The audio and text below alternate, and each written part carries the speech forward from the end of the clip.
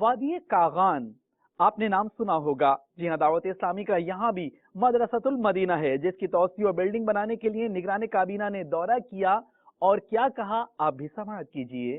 مقبول جگہ بھر میں ہو دعوت اسلامی، مقبول جگہ بھر میں ہو دعوت اسلامی، صدقہ تجھے اے رب غفار مدینے کا، صدقہ تجھے اے رب غفار مدینے کا.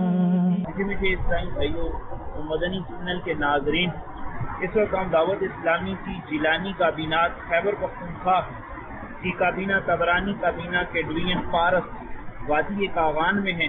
یہاں الحمدللہ عزوجل دعوت اسلامی کے تحت مدرسۃ المدینہ کی تعمیرات کا کام جاری ہے، اور یہاں انشاءاللہ عزوجل عظیم الشان مدرسۃ المدینہ بنایا جائے گا.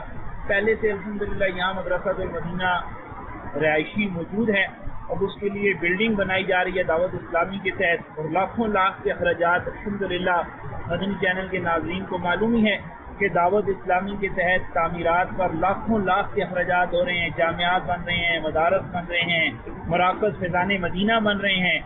تو آپ اسلامی بھائیوں کی بارگاہ میں بھی عرض ہے کہ دعوت اسلامی کے ساتھ مالی تعاون فرمائیں اور دعوت اسلامی کی عطیات میں اپنا حصہ میں لائیے.